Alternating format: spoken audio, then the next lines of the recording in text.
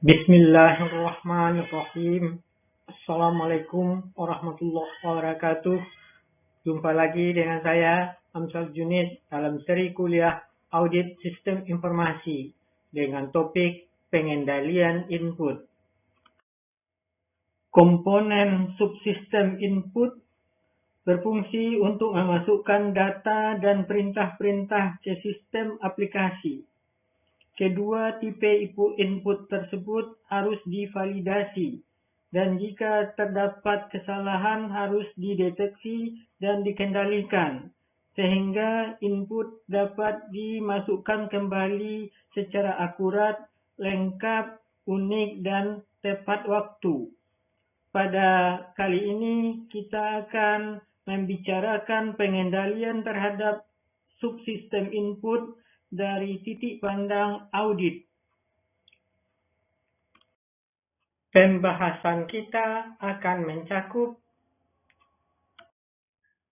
data input method, source documents, data entry screen, data code control, check digits, batch controls, validation of data input, audit trail control, dan existence control. Kita mulai dengan data input method. Tersedia banyak pilihan untuk menginput data. Ada yang otomatis seperti menggunakan kode batang atau menggunakan keyboard. Pemilihan metode input yang tepat akan sangat mempengaruhi efektivitas dan efisiensi entry data. Jika data akan diinput dengan keyboard, sering kita memerlukan source dokumen untuk mengumpulkan data terlebih dahulu. Untuk dapat mengevaluasi source dokumen, auditor harus memahami prinsip-prinsip perancangan source dokumen yang baik. Pemilihan metode input data dan rancangan source dokumen sangat mempengaruhi rancangan layar entry data. Layar entry data yang baik harus memiliki fasilitas bantuan dan pesan kesalahan. Jika data diinput melalui keyboard, maka sistem pengkodean menjadi sangat penting. Kode yang tidak dirancang dengan baik akan menyebabkan mudah terjadi kesalahan dan proses keying menjadi tidak efisien.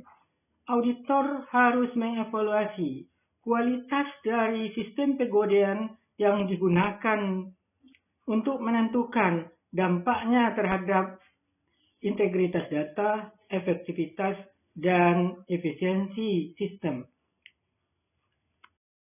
Untuk mendeteksi salah coding data dapat digunakan check digit. Check digit adalah angka yang ditambahkan pada kode yang berfungsi untuk memeriksa atau mencek kebenaran angka-angka kode. Check digit dapat ditambahkan di awal, di tengah, atau di akhir kode. Pengendalian input berikutnya adalah batch control. Batch control adalah membandingkan jumlah transaksi yang tercatat pada sistem dengan jumlah yang diperoleh dari source dokumen secara langsung. Sebelum data diinput, dijumlahkan terlebih dahulu untuk satu periode tertentu atau satu kelompok tertentu. Kemudian setelah diinput, jumlah yang diperoleh sebelum diinput tadi dibandingkan dengan jumlah yang dihasilkan oleh sistem.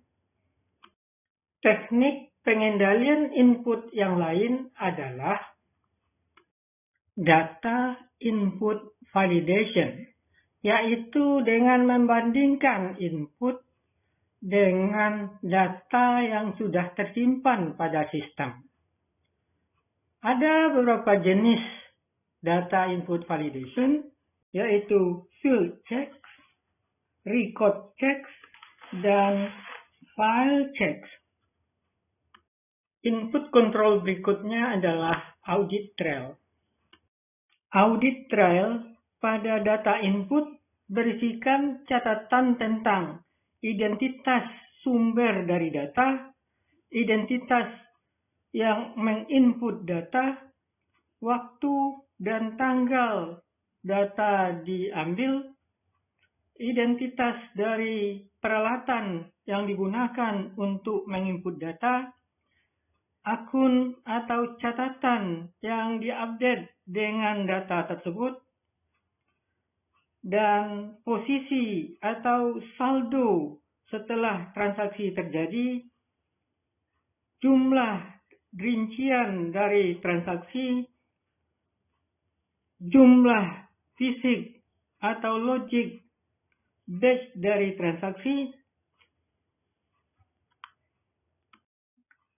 Terakhir, existence control. Existence control pada pengendalian input adalah sangat kritikal. Jika terjadi kerusakan pada master file, pemulihan biasanya dilakukan dengan menggunakan master file sebelumnya dan diproses kembali dengan menggunakan file transaksi. Pemulihan hanya dapat dilakukan jika file transaksi tersedia. Maka, input file harus tersimpan dengan baik dan backup harus disimpan pada lokasi yang terpisah.